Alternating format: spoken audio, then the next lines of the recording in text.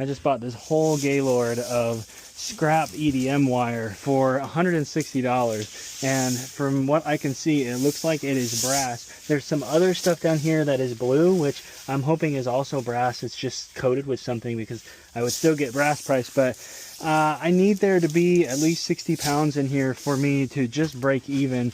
And it's a pretty tall box. These boxes are called Gaylords, but it's actually kind of balled up into some heavier bunches, so I'm hoping that I make a profit here.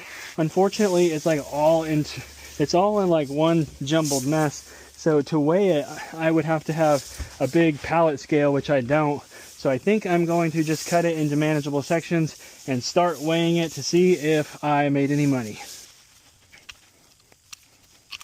EDM wire stands for electrical discharge machining, which is a form of machining that is very, very precise, and it's used when you can't use typical CNC stuff.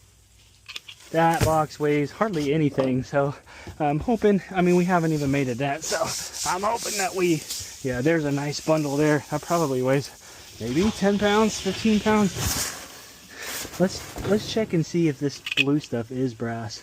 I might have to pull that out. It's hard to tell if it's brass when it's in strands this small, but that could potentially be something else. That actually might just be like zinc or something. Oh my gosh. If I have to pull that blue stuff out of all the brass stuff, this is going to be a nightmare. No, I think it's brass. I do think, yeah, there's a gold color shining through. Whoo! That saved me a ton of time. I'm curious. I would say that this box is like 20 pounds, maybe 25 pounds, 25 pounds, 26 pounds. So it looks like we shouldn't have any problems getting to that 60 pound mark. We might make a couple bucks on this. Actually, I don't think I've really even made a dent in this. So, I mean, if there was 100 pounds here, this would be $350. That'd be a nice little profit for doing very, very little work. Now, ideally, instead of wasting time, I should just haul this straight to the scrapyard at this point. But I'm curious, and it's also good to keep your scrapyards in check and know your weights before you take your stuff to the scrapyard. Why am I getting a metallic taste in my mouth? I've really only handled this for a second, but I've got like this weird metallic, almost bloody taste in my mouth. I wonder if during the electrical discharge process that it degrades the brass and it's almost creating a powder when I'm cutting it and moving it, because like even in my nose it feels like I have to sneeze already. I don't see any dust, but there's definitely something happening.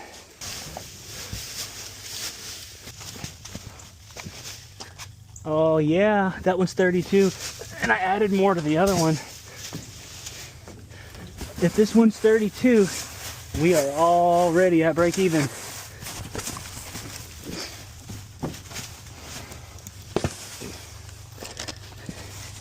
That's 36, almost 37. There's money ahead already. And we still have almost all of it in here. See, this is what I love about this job. There's probably twice as much. I'll probably get like brass poisoning. I've heard of copper poisoning before.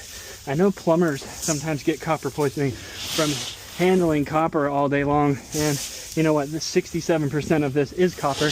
But I've got gloves on. I don't think what I'm smelling and tasting in my mouth is from the brass and copper necessarily. Oh, you've got such beautiful hair. Such beautiful hair. This box is stacking nicely. Ooh.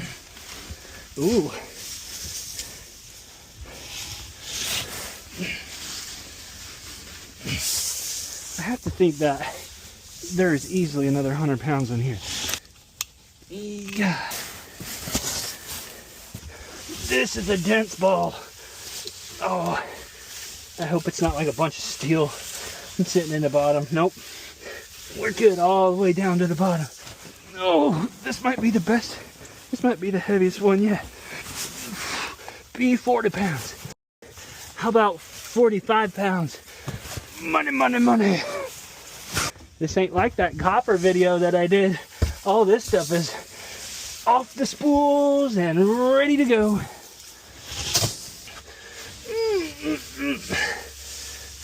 Yeah. Damn. I'll probably get sick and be out of work for like a week, and this is totally not worth it because I don't know what I'm tasting in my mouth, but it is not pleasant. Oh, I think we got another 45 pounder here, maybe 40. 47. I'm making them bigger, probably because I'm getting excited because I thought that weighed less. You kidding me right now? I just did the math, and there's 150 pounds or over $500 worth.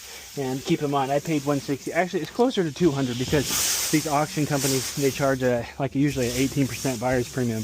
But look how much is still left, and we're looking at like a $350 profit at the moment.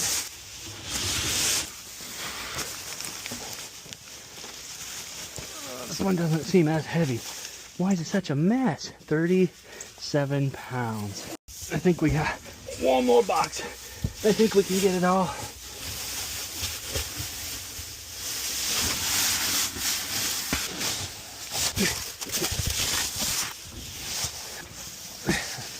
I'm just glad it's not 100 degrees. Oh wait.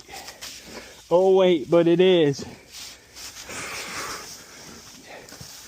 But for $400 or $500 of profit, and this could have been so much easier if I wasn't curious about the weight beforehand. Let's see what we got with the last one.